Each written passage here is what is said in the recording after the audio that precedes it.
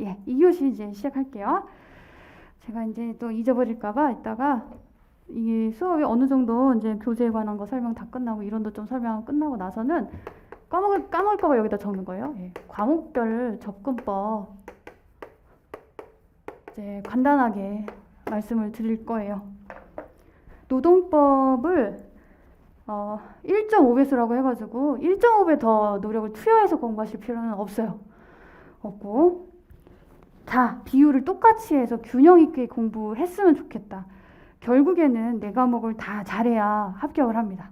어느 한 과목이라도 미우면 안 돼요. 대부분 저도 좀 여러 해 공부를 해봤지만 이유가 뭐냐면 돌아가면서 한 과목씩 말썽을 일으켜요. 한 과목씩 꼭 그렇게 구멍이 나요. 그 이유가 사실 동시적으로 이제 볼 수 있는 과목의 그 한계가 3과목까지 되는데 4과목까지 이제 이걸 동시다발적으로 굴러가면서 회독하는 게 잘 안 돼요. 그래서 자투리 시간을 활용을 해가지고 몰아보는 것도 있고 그런 여러 가지 전략이 있어요. 이제 수험 전략은 1기 때 이제 현강 오시면 또 이제 상담을 요청하시는 족족히 전부 다 하고 개별 상담도 합니다. 그리고 이제 요 과목별 접근법은 이 시점에 분명히 제가 말씀드리는 게 나아 보여요. 뭐 불특정 다수 모든 분들이 유념을 하시고 도움이 되셨으면 좀 좋겠고요. 자, 이제 내용 들어가서 교재 186쪽에 보시면 비정규직 근로자 이렇게 돼 있죠. 자, 제가 작년에 사례에서 비정규직 관련해서 좀 이런 것까지 돼? 하는 것까지 다 했어요. 다 했어. 왜냐면 여러분 사실 그 전년도 29회에서는 파견법이 나오고 산재가 나왔어요. 근데 그렇게 이 근로기준법을 벗어나서 문제가 출제됐던 적은 없어요. 산재법도 처음 나온 거고. 자, 이제 폼을 잡은 거죠. 근데 작년에 왜 안 나왔냐? 연달아서 그렇게 내는 건 좀 그렇고, 이게 낼 거니까 일단 준비를 해봐. 그런 의미이기도 해요. 그래서 산재법도 이제는 우리가 꼼꼼히 잘 봐야 돼서 산재법 파트에서는 출퇴근제 당연히 1등이죠. 출퇴근제 이런 거. 거기 있는 것들은 여러분 산재는요 쉬워요. 판례를 알면 쓰기 너무 쉬워요. 그냥 아는 거 써. 여러분 산재가 2문으로 나왔잖아요. 2문 29회 때 1교시 2문으로 나왔는데 2문으로 나온다 라는 의미는 뭐냐면요, 이 특징이 뭐냐면 여러분 알고 있으면 쓰는데 거의 무리가 없는 문제들, 분석해서 해석해가지고 포섭하는데 시간 많이 드는 문제들, 그런 문제 안 나와요. 2문으로. 오히려 알면은 쓰기가 너무 편한, 그래서 효자가 돼줄 법한 1문에서 망쳤어? 2문에서 만회해봐, 이런 문제가 나올 가능성이 높아져요. 그렇기 때문에 2문으로 적합한 것이 뭐가 있냐라는 것들을 제가 알려줘요. 이런 것들은 기계적으로 공부해야 된다. 사실 복지 포인트 임금성도 2문으로 적합해요. 그게 무슨 뭐 사례가 복잡해요. 뭐 왜? 주어지는 지문에 있는 내용 거의 그대로 쓸 가능성이 높아요. 그런 것들, 산재도 그렇잖아요. 주어져 있는 지문 해가지고 판례 법리 좀 가미해서 쓰고, 복잡하게 생각할 게 아니라 그 판례 알면 쓸 수 있는 문제들이 바로 2문으로 나옵니다. 자, 그래서 됐고, 그래서 비정규직도 올해 좀 봐야 되죠. 작년에도 했는데 올해도 열심히 해야죠. 비정규직. 근데 비정규직법은 2007년 7월 1일에 딱 생겼죠. 기간제법이. 생긴 거예요. 제정이 된 거예요. 그 전에 없었어요. 그 전에 없었기 때문에 그러면 차이가 뭐냐? 그거에 대한 내용이 이제 뒷페이지 188쪽에 있죠. 제가 자료에는 일반적으로 이제 동영상에 같이 첨부될 자료에는 이 페이지는 없어요. 제 교재에만 있는 거고요. 근데 여러분들은 교재를 갖고 계시니까 좀 양해를 해주실게요. 인강으로 보시는 분들은 뭐 저희 수강생은 상관없지만 이제 뭐 별거 아닐 수도 있지만 제 교재에 나름의 빅이니까 설명은 드리면 됩니다. 설명. 여러분 기간제와 관련되어 있는 법리가 2개 있는 거는 아실 거예요. 이제 초시이신 분들도 이제 연기를 지금 끝냈다는 걸 제가 가정하고 설명을 드리는 것이기 때문에 기간의 형식화 법리,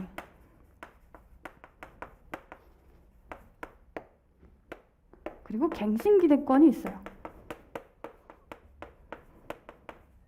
갱신기대권, 정규직 전환기대권 2개가 있어요. 이거 법리 거의 똑같으니까. 얘는 그냥 장반갱이고요. 그래서 계속 근로관계 인정이 되면 무기계약 근로자다, 간주된다.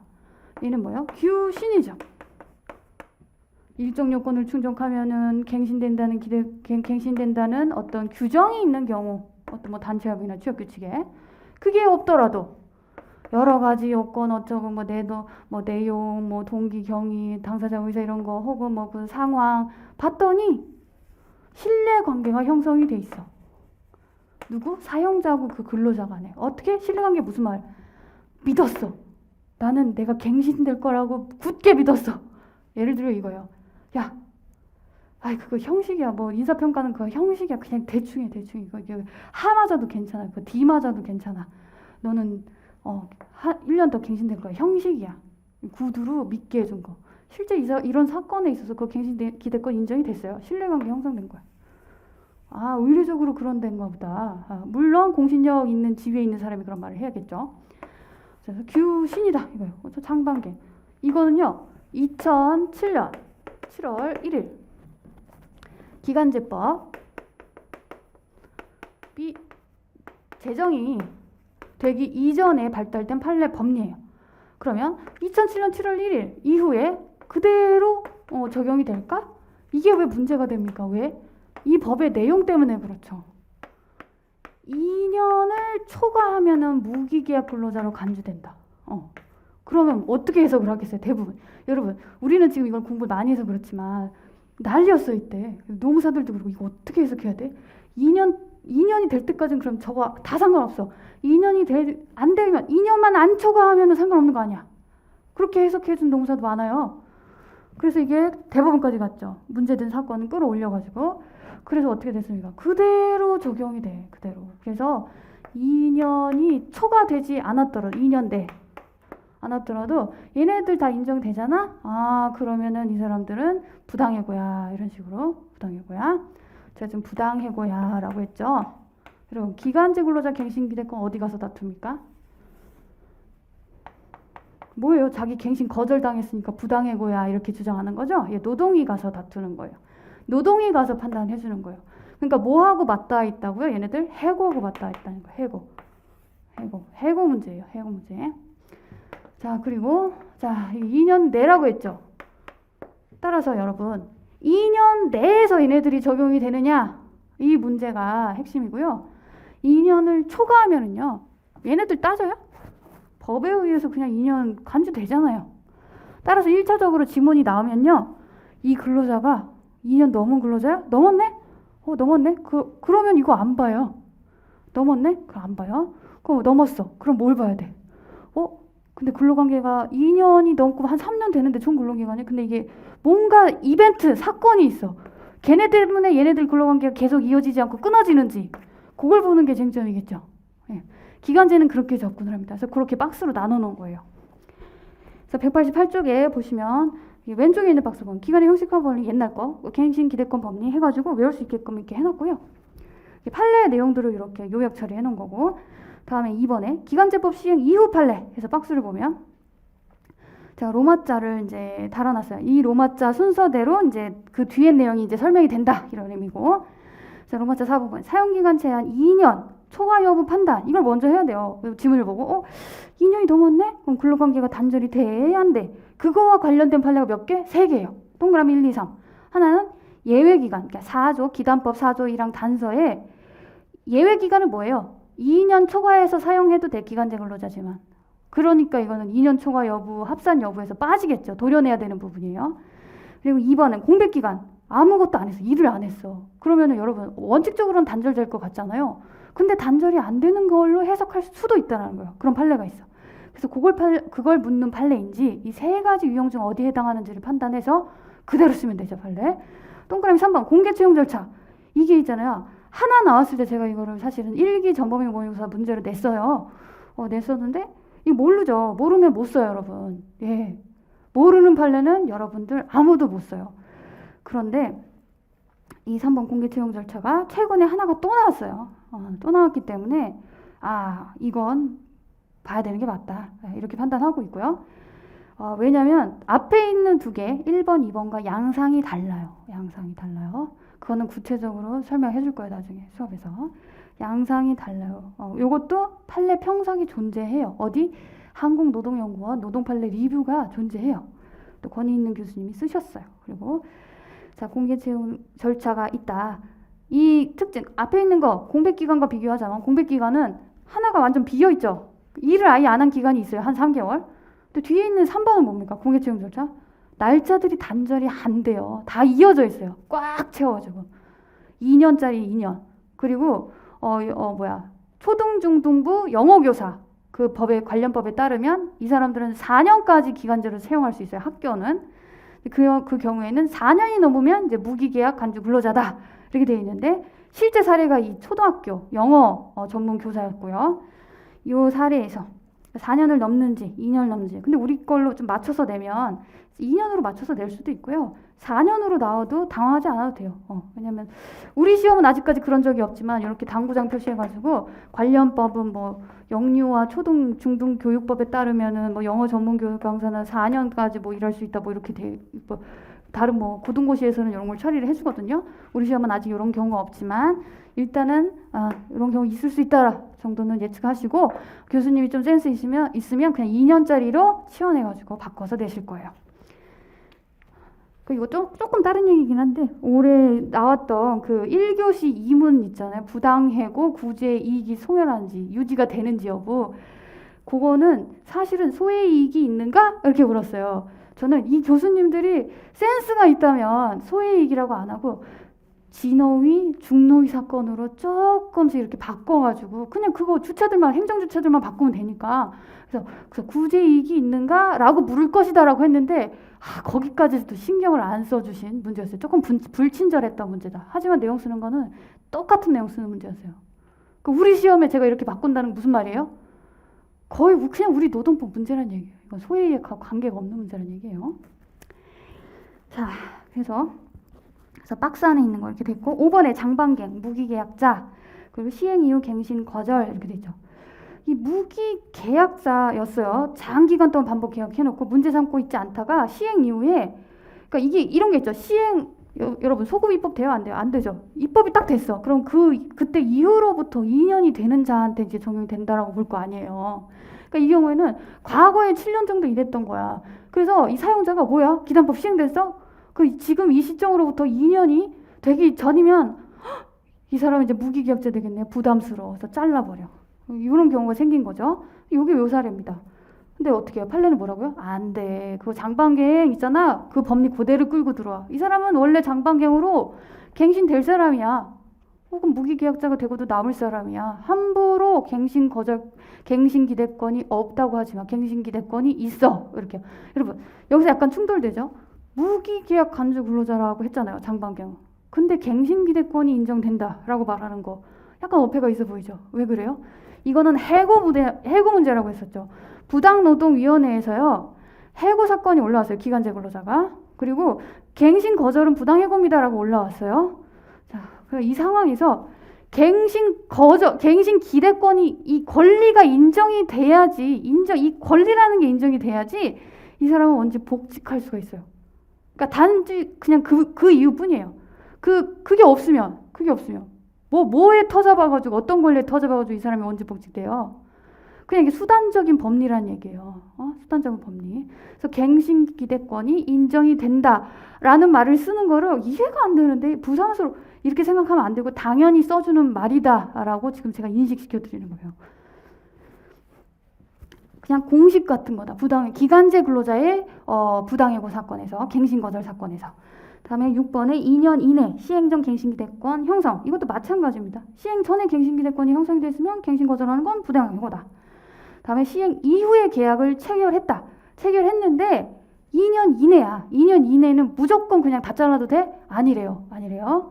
1년밖에 안 됐어도요. 갱신기대권 인정될 수 있다. 이거예요. 그냥 무조건 다 인정된다. 이렇게 보시면 됩니다. 이거는 관련된 판례가 있어요. 소외이익을 부정한 그런 판례가 있어요. 그렇기 때문에 문제가 됐는데 그 판례 잘못됐다라고 하면서 다 인정되니까 이건 갱신거절은 부당해고다 이렇게 말했던 사건이에요. 자, 이제 다음에 249쪽. 249쪽으로 이제 뚝 넘어오면 일단은 제가 나눠드린 이 한 장짜리 종이에 자료로 나가는 거 먼저 다 설명하고 구두 설명할 것들은 이렇게 또 따로 빼놨잖아요. 구두 설명할 것도 이제 따로 설명해 줄 거예요. 이제 이거 다 한번 간 다음에 이제 앞으로 다시 돌아갈 수 있는데 일단은 자료 표시된 거, 나눠드린 자료 표시된 걸로 먼저 설명을 드리면 249쪽이고요.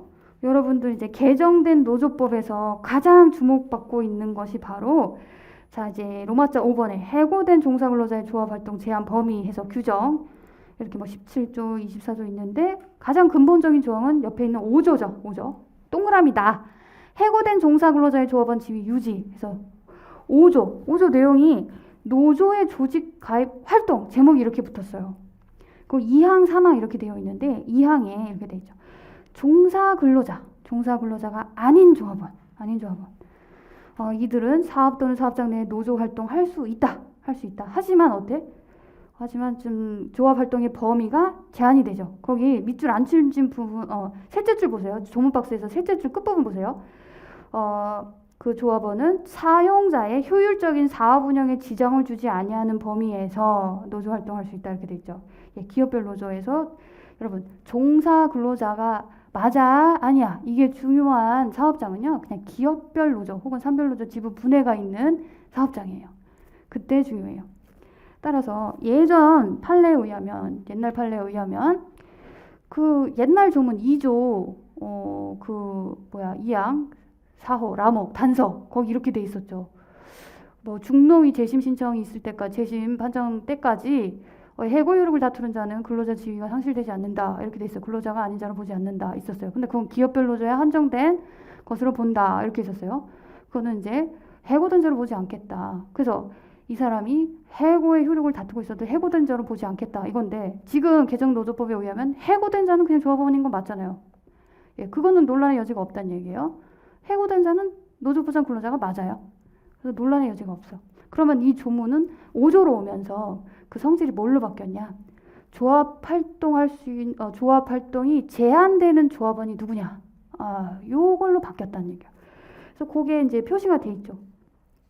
어디에 있냐면 250쪽의 상단에서 각주 201 해가지고 제가 해설을 쓴 부분이에요.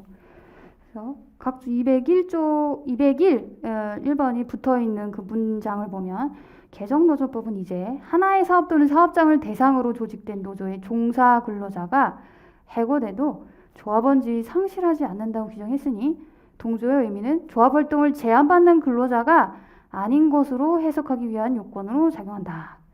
예, 그죠? 맞죠? 이해가 됐죠?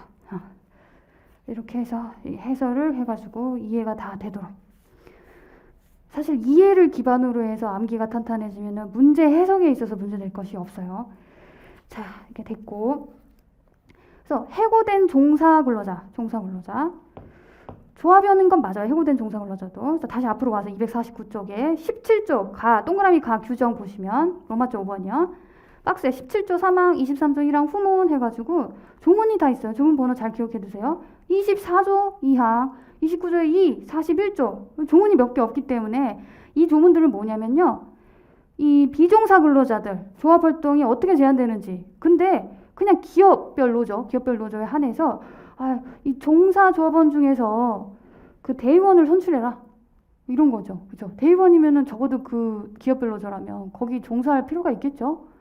그리고 또 참고 비종사 근로자수 합산 제한 규정 밑에 있는 24조, 29조, 41조 얘네들은 다 어디예요? 24조, 29조 이렇게 가면은 24조는 근로시간 면제 이렇게 돼 있고 종사 근로자인 조합원 수를 고려해서 결정한다. 근로시간 면제 조항은요. 여러분 근로시간 2,000시간인지 3,000시간인지 근로시간 면제 한도가 뭘 기준으로 부여돼요? 조합원 수로 부여되죠. 그래서 조합원 수 산정할 때 비종사 근로자 제외한다고요. 이렇게 돼 있어요. 종사 근로자 수만 그 기준으로 한다. 그리고 29조 2 이거 교창단 절차, 교섭창구 단일화 절차에서도 마찬가지로 조합원 수 산정은 종사 근로자 조합원을 기준으로 한다.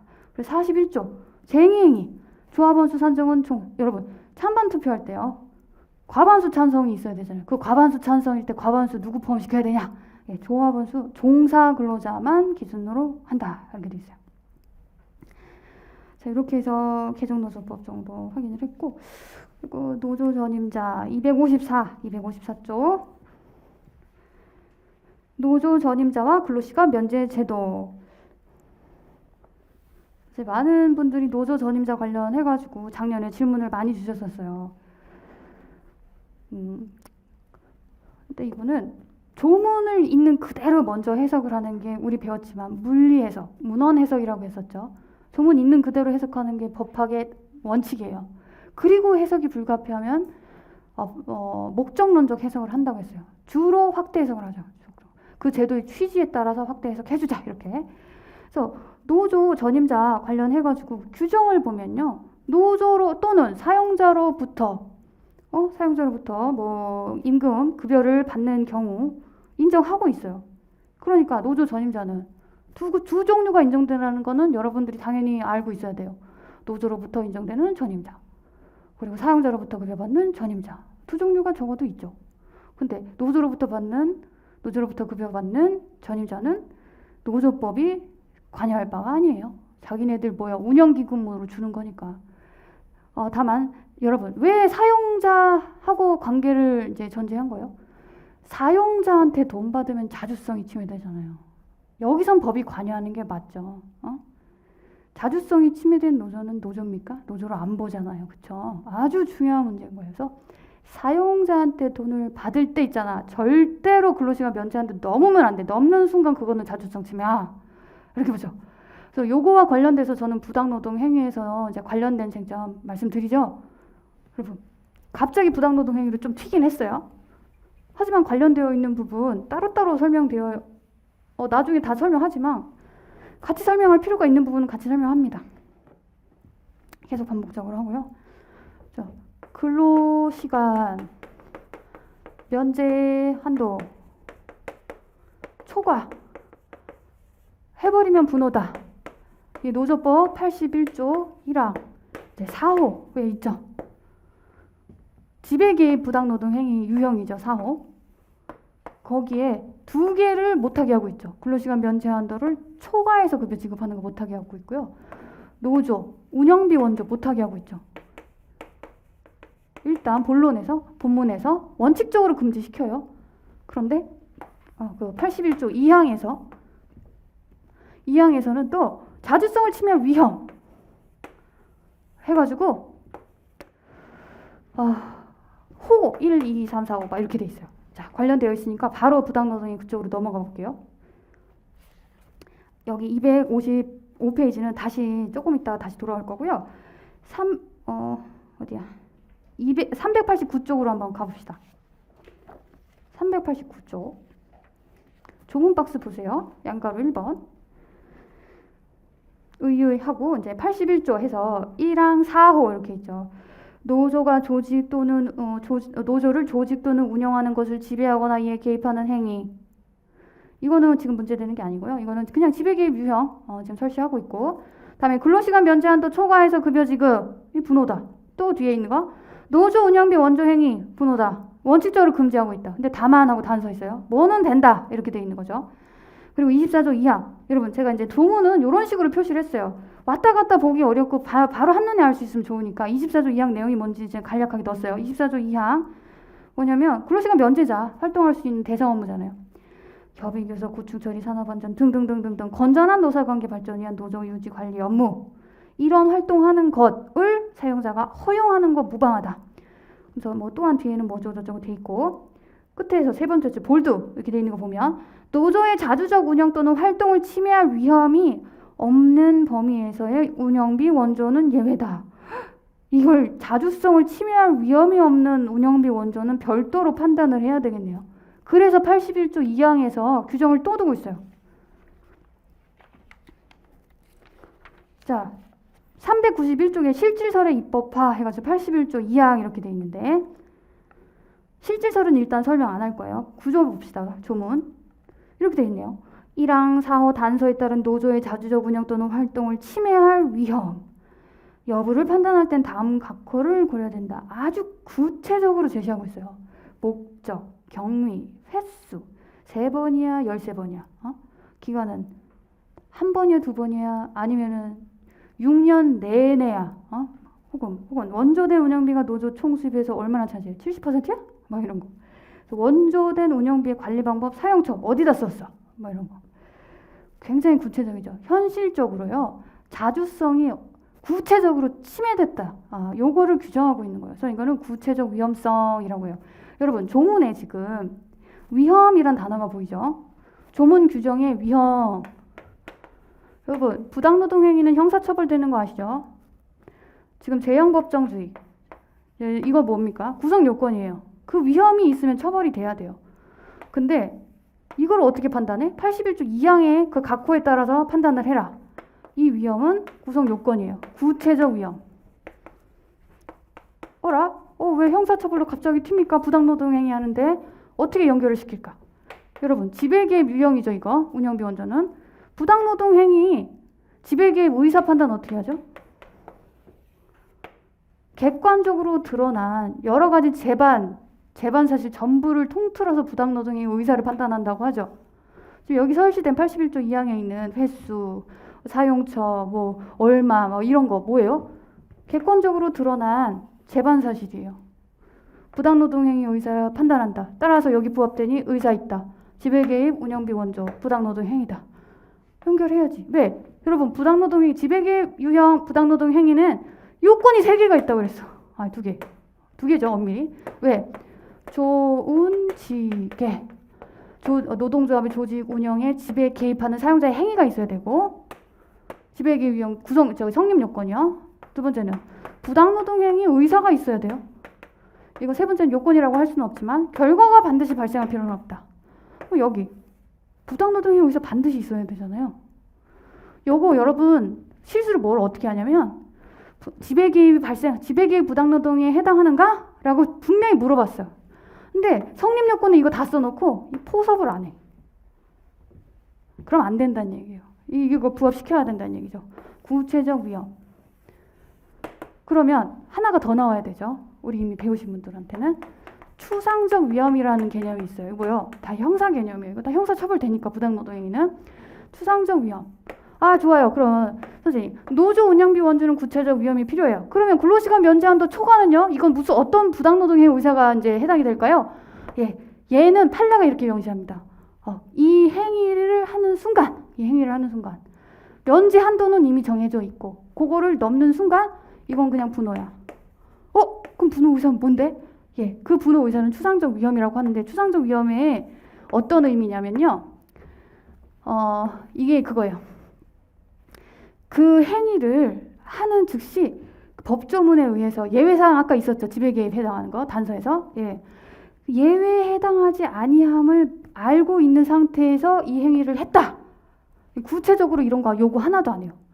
근로시간 면제한도 초과 행위 얘가 그냥 부당노동행위 의사가 추정이 된다라고 하고 지배개입 분호다라고 결론 맺으면 되는 얘기예요. 이 행위를 했다라는 건 분명히 말했잖아요. 근로시간 면제 한도는 우리 고시 내용으로 정해져 있잖아. 2000시간, 3000시간. 근데 3000시간을 줬어. 알면서 너 초과했다 이거예요. 너 그거 부당노동행위 의사 추정이 돼. 근데 그걸 왜 추상적 위험이라고 합니까? 추상적 위험이라고 하는 것은 법률 규정에서 이 위험이라는 거를 구성요건으로 요구하지 않는 것을 말해요. 요구하지 않는. 이건 조금 어려운 내용인데 책에 있기는 해요. 조금 어려운 얘기인데 형사처벌 체계에서 이 위헌범의 대표적인 게 지금 우리 부당노동행위 했지만 사실 위헌범이라고 해가지고 또 배우는 게 사실 업무방해죄예요. 여기서도 이제 위헌범 얘기를 잠깐 해요. 위헌범, 업무방해죄 얘기를 잠깐 할 건데 입문 강의에서도 이제 요거를 얘기를 제가 좀 하거든요. 그래서 거기에서 이거를 타고 들어왔으면 아주 손쉬웠을 텐데 이게 무슨 얘기냐? 위헌범이라는 것은 의미가 거기 이제 각주 처리해놨어요. 342 각주 봅시다. 391쪽에 각주 342 보면 이렇게 돼 있어요. 위헌범은 법익 침해가 일어나지는 않지만 그 위헌 때문에 범죄가 성립하는 경우다. 구체적 위헌범의 경우, 구체적 위헌범 있고 추상적 위헌범이 있거든요. 법 규정에서 위험 요건을 범죄의 구성 요건으로 요구하고 있다. 구체적 위험. 아까 뭐였어요? 81조 2항에서 위험 구성 요건으로 요구했죠. 위험이 있어야 한다라고. 그리고 반면 추상적 위험은 위험을 범죄의 구성 요건으로 요구하지 않고 단지 행위 그 자체 거동만 있으면 범죄가 발생하는 추상적 위험이 있는 경우를 말한다. 이건 제가 지어낸 게 아니에요. 이건 형사책에 있는 거예요. 네. 여러분, 근데 아까 근로시간 면제한도 초과해서 어떤 얘네들을 관련해서 얘네는 위험이 있어야 된다라는 글자 본 적 있어요? 없어요. 이거는 이 행동하면 추상적 위험 때문에 분호가 성립을 해요. 그럼 부당노동 행위 의사는 뭐요? 이 행위를 함으로 해서 너는 그게 예외에 해당되지 아니한다는 사실을 알면서 한 행동이라서 그 추상적 위험 때문에 요구되는 위험의 정도가 추상적 위험이기 때문에 부당노동 행위가 이 행위한 것 자체로 인정된다. 그래서 부당노동 행위 의사가 있다. 이렇게 써야 되는 거예요. 자, 이건 제가 지어낸 게 아니라 저명한 교수님 평석에 언급이 되어 있는 내용이에요. 그리고 우리 노동법은요, 형사처벌이 되는 규정이 많아요. 노동형법이라고도 하는 부분이 있고요. 경제법에서도 그런 게 많아요. 그러면 경제형법이라고도 하는데, 그건 다 따로따로 노는 건가요? 아니요. 일반 형사범죄론하고요, 같이 노는 것들이에요, 다. 그래서 어느 정도 알고 있어야 된다. 자, 그래서 여기까지 설명했고, 자, 아까 노조 전임자 파트로 잠깐 다시 넘어봅시다.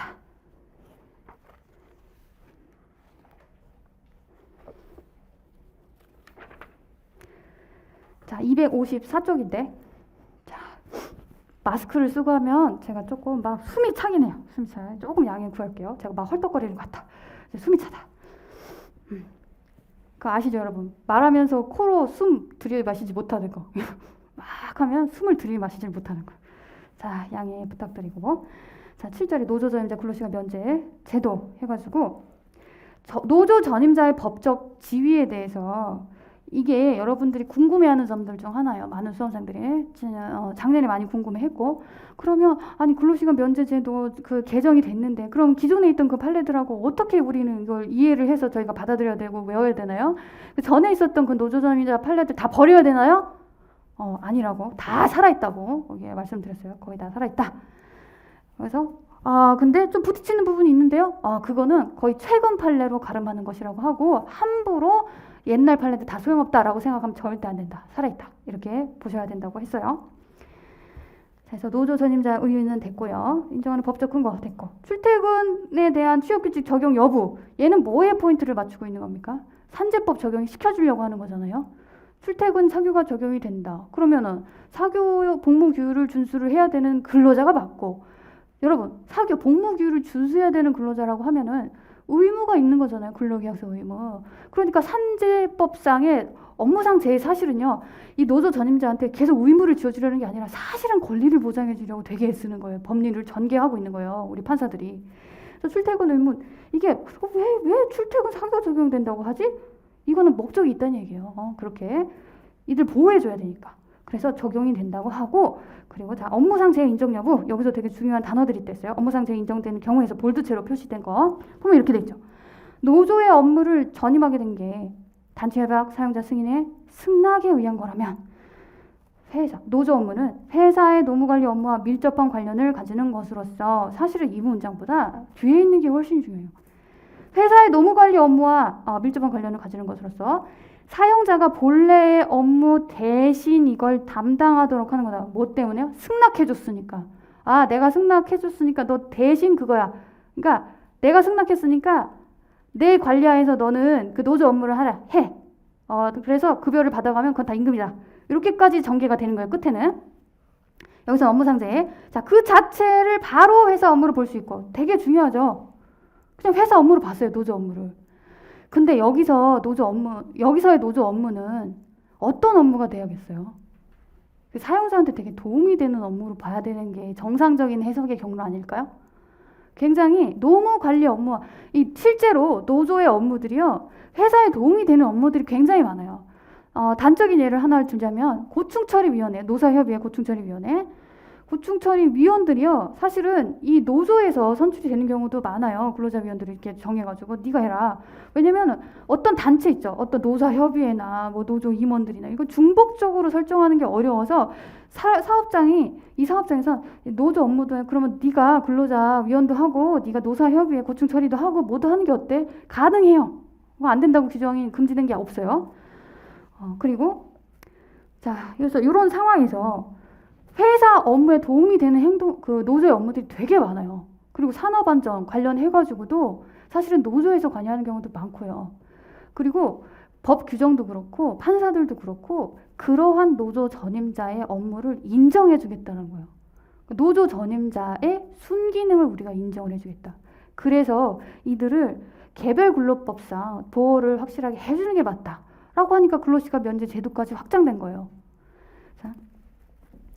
자, 그래서 이제 업무상태에 인정된다. 그래서 양가로 입은 업무상태에 부정되는 전임자의 활동은 그래서 이게 안 된다 이거죠. 상불증은 안 된다. 상은 뭐예요?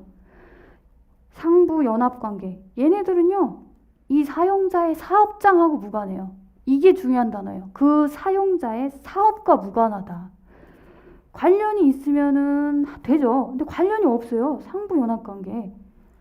이 상부 연합관계는 무슨 업무예요? 전국 단위, 지역 단위 막 이런 업무래요. 그 사업장하고는 사실 관련이 없어요. 그리고 불법적인 거 당연하죠. 이거는 이거 불법적인 거는 말 하나 안 하고 다음에 사용자가 대립관계로 되는 쟁의단계. 여러분, 이 사용자가 쟁행위 하라고 허락해줬다고 보기는 어려워요. 이건 당연합니다. 당연합니다.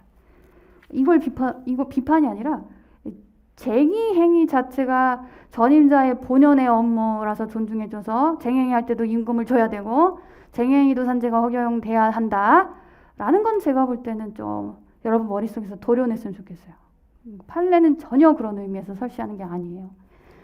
자, 그리고 그래서 이제 통합노동법에서 그런 부분들은 좀 가려서 보시면 된다라고 했었어요. 왜냐면 여러분 판례 입장대로 해석하는 건 정답이에요. 근데 어떤 비판견해나 그런 걸 함부로 쓰면은 정답 처리되기 어려워요. 그건 반반이고 도박이에요. 좀 풍부하게 쓰기 위해서 판례도 쓰고 그것도 조금 쓴다라고 하는 거는 무방해요. 무방한데 거기까지 하게 되면 공부 범위가 넓어지죠. 학자가 되겠다고 나서는 것과 같습니다. 다음에 이제 양갑을 3번 산별노조가 상부노조인지 여부. 산별노조는 조합원이 구성원인 사람이 즉 구성원인 단위노조죠. 아까 상부연합단체는 뭐예요? 구성원이? 단위노조예요. 사람이 아니라 조합원 그 개인이 아니라 노조는 조합원을 위해서 존재하는데 따라서 여기에 있는 산별노조는요 단위노조이기 때문에 상부단체가 아니다. 이게 골자죠. 따라서 이 산별노조의 노조 업무도 만약에 사용자 허용을 해줬으면 여기 이 업무 하다가 다쳤으면 그 업무상태에 해당된다. 예, 그런 거예요. 그 비전임자 노조 간부, 예, 같은 법리입니다. 간부나 전임자나, 예, 같다. 자, 그래서 전임자에 대한 연차 유급 휴가 부여 방법 하면 여러분 연차 유급 휴가를 부여할 때 먼저 봐야 되는 게 자격이 있느냐. 여러분 자격이 있으려면 어떻게? 1년 동안에 그 출근율이 80% 이상이어야 돼요. 그죠? 그 결근 20% 해도 상관이 없다는 얘기죠?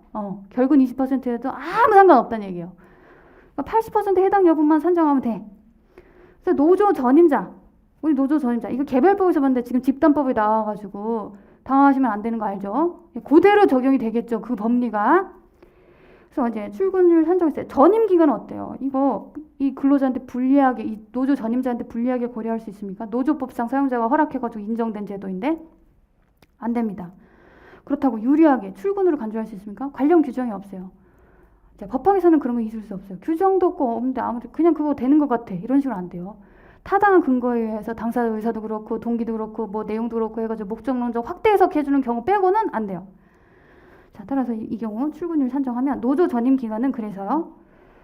자, 다 어떻게 합니까? 그냥 제외를 시켜주죠. 출근율 산정에 대한 일반론 가에 있고 나는 노조 전임 기간이 연간 총 근로일수 전부를 차지하는 경우도 마찬가지로 예, 일반론 있어요. 우리가 다 아는 판례.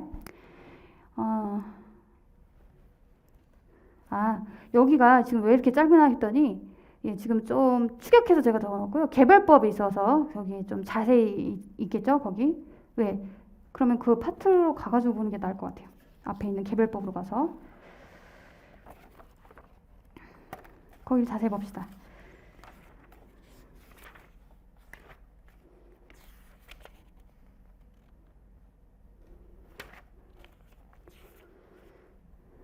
자, 연차 휴가는 근로시간과 거기 쪽에 있어요. 근로시간과 휴식죠. 백사 쪽에 있는 것 같아요. 자, 백사 쪽. 자, 백사 쪽에 있습니다.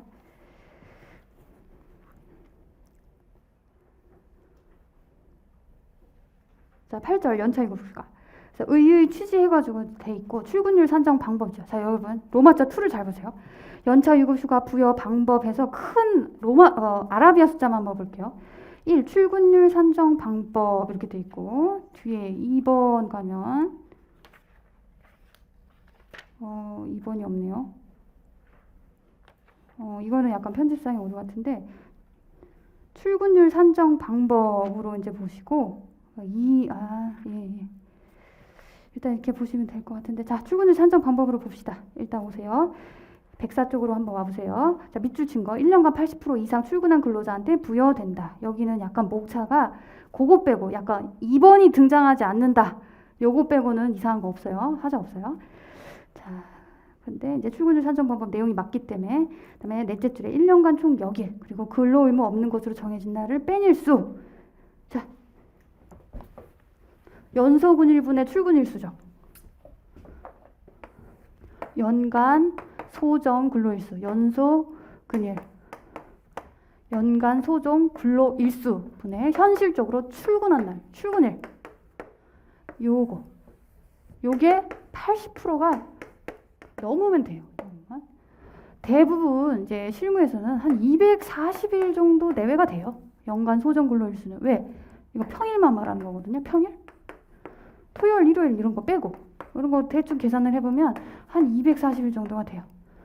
그리고 이제 출근율은 실제로 내가 나와서 일을 해야 되는 게 240일인데 그 중에 실제 내가 며칠 일했냐 이거예요. 그 비율이 80% 넘냐. 넘으면 무조건 1년 차가 딱 넘어버리면 15일이 나온다. 이렇게 보시면 되고요. 자, 그런데 여기 전임자가 출근율이 80%가 넘어버리면 비례삭감 안 해요. 너무 당연하지 않나요? 너무 당연해요. 왜? 여러분, 전임자가 결근을 20% 했어요. 그러면 칼같이 전임자한테 비례삭감을 한다. 얘까지 다 반영이 돼버리는 결과가 돼서 근로기준법 60조 1항 취지에 반하게 되죠. 전임자라고 해가지고 15일보다 낮게 책정이 돼요. 여러분 딱 80% 출근하게 되면은요. 요 80% 비율대로 해서 일수 계산을 하게 되면 12.6일인가가 부여가 돼요. 비례삭감하면. 그러면 아니 이 20%까지 반영을 하게 된다는 얘기죠. 전임자라고. 그러니까 아니 나는 그냥 오히려 더 두텁게 보호해줘야 할 판인데 전임자. 따라서 그 판례 80%를 밑도는 경우에 하나여 전임자 휴가일수 비례삭감해야 된다라는 판례 공부가 있는 거 좀 희미하게 기억이 나실 거예요. 그게 요거예요. 60조 1항에서 어떤 그 누구라도 뭐 전임자건 뭐건 그 누구라도요 20% 결근율 문제 삼지 않는다는 얘기이기 때문에 전임자라고 해가지고요 이 20%를 반영할 필요가 없어요. 이 20%는 비례삭감할 필요가 없어. 그러니까 전임자도 출근율이 80%가 넘으면 이 연소근일은요 그 전임 기간 빼는 거 아니고 그냥 원래 연소근일에서 만약에 이 사람이 원래 여러분 단순 계산해 볼게요. 12개월을 나와야 돼. 12개월을 일을 해야 돼. 근데 이 사람이 11개월을 일했어. 11개월 일했어. 그러면은 80% 넘잖아요. 출근율은. 그러면 이 사람은 며칠 받아야 돼요? 15일 받아야 되죠. 그런데 이게 문제가 돼서 대법원까지 올라갔다는 거는 사용자가 딴지를 건 거예요. 너는 전임자니까 비례삭감해야지. 그러니까 그 판례가 이걸 보고서 아 이런 사용자도 있구나. 사용자야 잘 들어봐. 전임자는 이 80% 비례삭감만 하는 경우는 출근율이 80% 밑도는 경우에만 비례삭감 해줘야지. 그러니까 너무 당연하잖아. 사용자야. 너 너무했다. 60조 1항이 아무리 봐도 그렇게 해석되는 게 맞지 않겠니? 불규정이지 않니? 라고 말하는 거죠. 그래서 이제 목차를 한번 보시면 자 이제 104쪽에 양가로 1번 보시죠. 소정근로일수 출근일수의 모두 산입. 제목을 이렇게 단 이유는 판례에 있는 문장 그대로를 제가 이제 살린 거예요. 소정근로일수 출근일수의 모두 산입이 되는 경우에 대해서 요런 경우는 소근일, 출근일수 모두 산입된다. 이렇게 판례가 설치하거든요. 그러면 양가로 2번은 어디 있어요? 저기 105쪽에 오른쪽 단에 있죠. 소정근로일수의 산입 후 결근처리. 이건 판례 문장이 이렇게 돼 있어요. 제가 만든 목차라기보다. 그래서 판례 문장대로 여러분이 목차를 외우고 판례를 현출을 그렇게 하는 게 좋은 좀 순서 같다라고 해서 이렇게 봤어요. 한번 봅시다. 자, 104쪽에 양가로 1번 법령상 규정된 기간은 60조 6항에 보면은요. 언제? 업무상, 부상질병, 그리고 임신, 휴가기간, 그리고 육아휴직 기간. 이건 뭐가 된다고요? 출근 간주 기간들이에요. 이 세 가지. 이 법령상 이것들은 출근도 되고 뭐 출근으로 간주되니까 소정 근로일수에 포함시키는 건 문제 안 되죠. 그리고 분자인 출근일수 다 출근으로 간주되죠.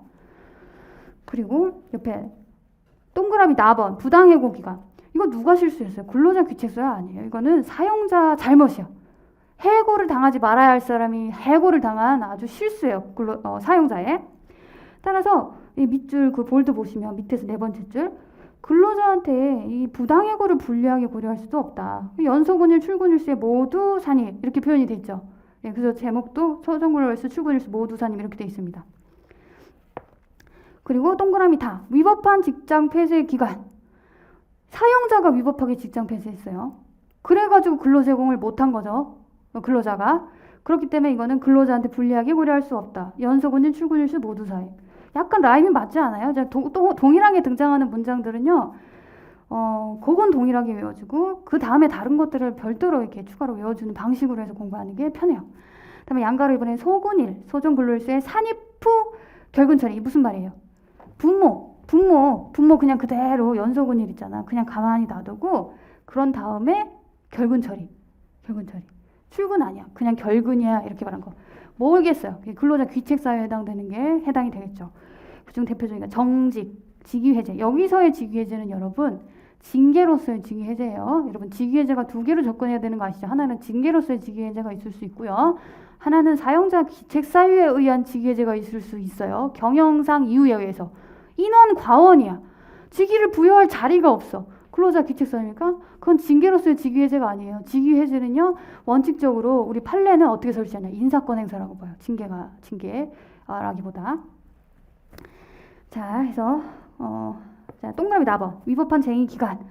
얘도 소정근로일수의 산입 후 결근처리. 왜? 위법하니까. 이건 정당한 정당한 권리 행사가 아니에요. 결근처리한다. 그러니까 불법적인 거니까. 다음에 106쪽에 양가로 3번. 소정근로일수 출근일수에서 모두 제외. 판례가 이렇게 표현을 하고 있어요. 자, 어떤 게 모두 제외가 되겠어요? 가장 중요한 게 마지막 등장한 거죠. 예, 바로 쟁의 행위 기간, 정당한 쟁의 행위 기간, 그리고 노조 전임 기간. 자, 이런 기간들이에요.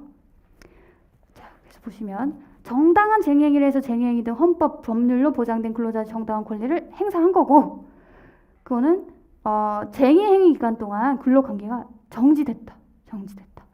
따라서 근로 의무 없다. 부당하고 불리하게 처우하는 건 법률상 금지된다. 자, 이렇게 돼서 결근한 걸로도 볼 수 없다. 그리고 또 출근한 걸로 볼 수도 없다. 그런 규정이 없으니까. 따라서 어떻게? 헌법과 관련한 법률에 따라 쟁의 등 근로자의 정당한 권리 행사를 보장하는 게 이 취지죠. 따라서 연차 유급휴가 1년간의 근로에 대한 대가 성질이 있으니 부여해야 된다는 거예요. 결근 처리해도 안 되고 출근 처리를 해도 안 돼. 근데 부여는 해야 돼. 이게 딜레마가 딱 빠진 거야. 이걸 어떻게 조화시키냐? 그러면 고정변수 처리. 아예 연소근일해서 걔네들을 빼버리면 어떻게 돼요? 고려하지 않게 되는 거잖아요. 전혀 영향을 안 주게 하는 게 어떤 방법? 빼버리면 되는 거예요, 부모에서. 그래서 빼주겠다 이거예요. 그래서 양가로 3번 제목이 이래요. 소근일, 출근일에서 다 빼주겠다. 그냥 없는 것처럼 치자. 이렇게. 영향을 주지 않도록. 연차 유급휴가 받는 권리에 나쁘게 영향 주지 않도록. 그래서 이렇게 돼 있어요. 그래서 106쪽 오른쪽 맨 첫째 줄에 현실적인 근로 제공 없던 쟁의행위 기간은 원칙적으로 근로에 대한 대가를 부여할 수가 없다. 왜 그래요? 여러분, 쟁의와 관련된 판례의 대표적인 단어 하나만 꼽으라고 하면 뭐예요? 쟁의행위는 평상적인 근로관계가 아니다라는 표현이 떠올라야 돼요. 이건 아주 일관된 판례의 태도예요. 그래서 이렇게 왜 평상적 근로관계가 아니다? 이게 무슨 말이야? 현실적 근로 제공 없다라는 얘기잖아요. 근로 제공을 안 하면 근로 제공 의무가 없는 거고 임금 지급 의무도 없고 정지돼 있어요. 권리 의무가. 자, 그래서 이 기간에는 원칙적으로 근로에 대한 대가를 부여할 의무가 없는 점 등을 고려하면 연소근일에서 쟁의기간을 차지하는 일수 그냥 제외하고 나머지 일수 기준으로 출근율 산정해서 연차 유급휴가 줘야 되는지 출근율 한번 보자. 그래서 80% 출근율 환산할 때는 봐야 된다. 여러분 여기까지 뭐? 출근율이었어요. 출근율. 그리고 연차 휴가 일수 부여하는 거. 일수 부여하는 게 다음이 되겠죠. 자, 출근 것까지 한 거 다 까먹어도 돼요. 이제 연차 휴가 일수는 좀 다른 개념으로 접근해야 돼. 자, 여기도 제목이 이렇게 되죠. 규정 먼저 보고 그다음에 2번에 1년 미만 계속 근로자. 이 근로자한테는 며칠이 나가야 되고 저 근로자한테는 며칠이 나가야 되고 이렇게 구분을 해놨어요. 그럼 여러분들이 문제를 보면 이 근로자가 어디에 해당하는 근로자인지를 보면 일수가 나올 수 있어요. 자, 1년 미만 근로자는요. 1개월 개근 시 1일의 유급 휴가를 줘야 한다. 그죠? 그래서 첫 달 근무하고요. 그 다음 달, 전달 개근한 걸 가지고서요. 발생한 하루를 그 다음 달에 쓸 수 있어요. 자, 그리고 1년 이상 계속 근로한 자. 그러면 이 사람은 15일 받고, 그쵸? 그래서 1년 이상이고 80% 이상 출근하면 15일이다. 그래서 연차 사용 권리는요. 전년도 1년의 근로를 마친 다음 날 발생한다. 라고 돼 있고. 자, 그래서 연차 휴가 수당 청구권도 없다. 그 전에 퇴직을 하면. 자, 그리고 이제 최근 판례. 여러분 이게 중요해요. 그 최근 판례 해가지고 선고 일자를 보세요. 21년 10월 14일. 지금 이게 한 달 좀 넘었네요. 2달이 안 된 판례죠. 그래서 이게 중요합니다. 보시면 이렇게 돼 있어요. 이에 따라 최근 판례는 근기법 60조 1항은 1년 기간제 근로계약을 체결해서 1년의 근로계약 기간이 만료한과 동시에 더 이상 딱 1년이라고 끝이잖아요. 1년 하루 일한 게 아니라 1년만 일했어. 이 무슨 말이냐. 최대 11일의 연차가 부여된다.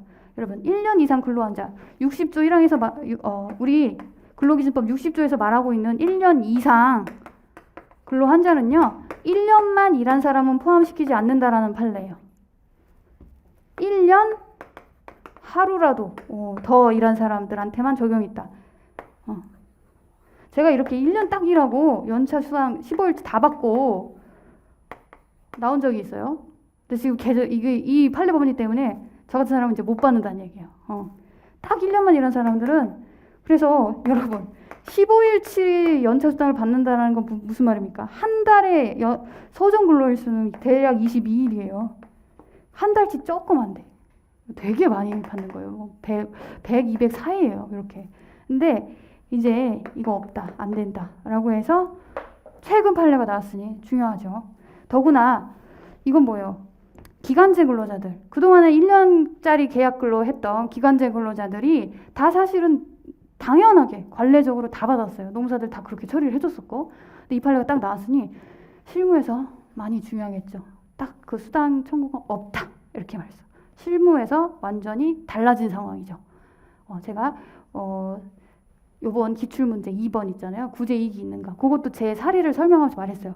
완전 실무에서 패러다임을 확 바꿔버린 거기 때문에 나올 수밖에 없는 문제다라고 말한 적이 있어요. 근데 얘도 별거 아닌 것처럼 보이잖아요. 근데 이건 논란이 되게 많았었어요. 그 너무한 거 아니야? 딱 1년 일했는데 15일 다 받구나. 퇴직한다고?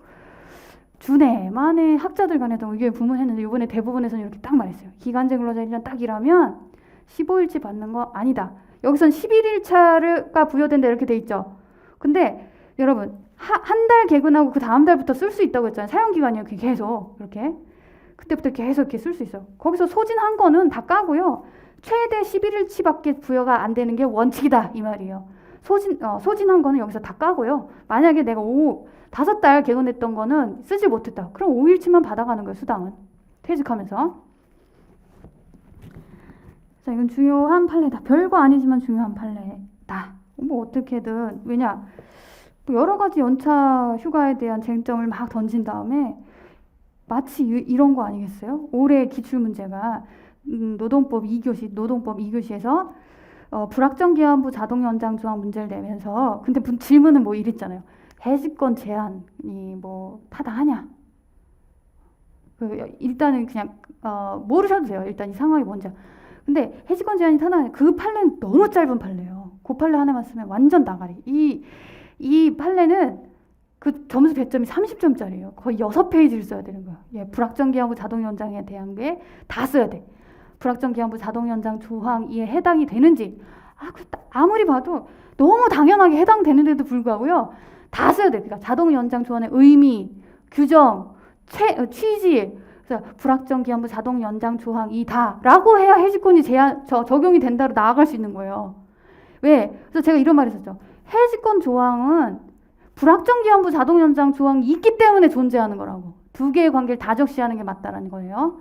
그러니까 이런 식이에요. 요거 하나만 딱 며칠이 부여되니까 11일치 연차 휴가가 부여되는 것은 정당하지 않다고 근로자가 주장한다. 타당하냐? 그러면 다 써야지. 다 써야지. 뭐 이거 나중에 사례하게 되면 또 이게 또 우리가 볼 거니까 부담 안 가져도 되고. 그다음에 1년 이상 계속 근로해야 했으나 출근율이 80% 미만인 근로자. 여러분 이거 사실 연기 때도 우리 질문해 주신 수험생이 있었어요. 그때 자, 지금 대답을 지금 하게 됐네. 자, 봅시다. 이거는 고용노동부 해석만 있었는데요. 사실상 뭐라고 해야 되지? 대법원에서 판결문은 없어요. 근데 고용노동부 해석이 있다라는 거는 어떤 의미냐면 행정 해석이죠. 모든 노무사들이 누굴 상대로 일을 해요? 공무원, 저기 고용노동청 공무원들 대상으로 일을 해요. 근로감독관. 그러면 그분들을 지침으로 삼고 있는 거대로 규정대로 룰대로 현실이 이루어져요. 그러니까 그대로 같다는 얘기예요. 고용노동부 해석대로 우리가 하는 게 맞아요. 그래서 이건 이렇게 됩니다. 1년 이상 일했어요. 그러면 15일치는 받고. 근데 2년 차에 출근율이 80%가 안 돼. 자, 그래서 아니 그러면 그리고선 퇴직한 거예요. 퇴직한 거. 그러니까 이거를 처음에 수습노무사였을 때 어떤 친구가 야 그럼 15일 하고 그리고 나서 13개월 차, 14개월 차에 하루씩 더 플러스 되는 거 아니야? 저도 헷갈려가지고 그때는 수습노무사였으니까 야 그렇게 되면은 이 사람은 20일이 넘잖아. 20일 결국엔 20일 25일이 되잖아. 야 과장님 부장님 것도 25일 못 받을 것 같은데 얘는 왜 25일치 되는데 만약에 11월에 그만뒀어. 그 20 며칠에 육박하는데 말이 안 되는 거예요. 최대 연차유급휴가 며칠까지 줄 수 있어요? 25일까지 줄 수 있어요. 과장님 부장님 것 해가지고 30년 40년 일하신 분들도 25일이 안 넘는데 예 아니에요. 1개월 개근식 1일의 유급휴가를 준다. 이 문장 때문에 헷갈렸던 거예요. 이 문장 때문에 어떻게 해석하냐면요. 여러분 단순하게 1년을 넘었어요. 그래서 1년 반 정도 일한 근로자야. 그렇게 퇴직을 했어. 그럼 그냥 15일치만 받아가는 겁니다. 15일치. 15일만 발생한 거예요. 15일만. 자, 예컨대 이렇게 돼 있죠. 노동부는 전년도 출근율이 80% 미만이고 개근한 달이 그치 80% 미만이니까 여러분 15일치 충족 요건 못했어. 그런데 1년 미만이기 때문에 한 달에 개근하고 하루가 더 발생하는 거 아니야? 라고 해석할 여지가 있다는 건데 아니라는 거예요. 야 6개월은 다음에 6일치를 한꺼번에 발생시켜 1년간 사용하게 해야 한다고 한다. 야 이거 다시 한번 이렇게 제가 퇴직한 경우를 상정해서 말했는데 그것보다 얘가 1년 일했고요. 이 사람 계속 근로하는 거예요. 계속 퇴직한 게 아니라 계속 근로했다. 근데 이 사람이 피치 못할 사정으로 휴직을 했어요. 그래서 여기 6개월밖에 일을 못했어. 이 년도는. 원칙적으로 이 사람이 여기에서 80%를 일을 했으면 여기 15일이 발생하는 게 맞잖아요. 근데 15일이 발생하는 게 아니라 6일이 발생하는 거다.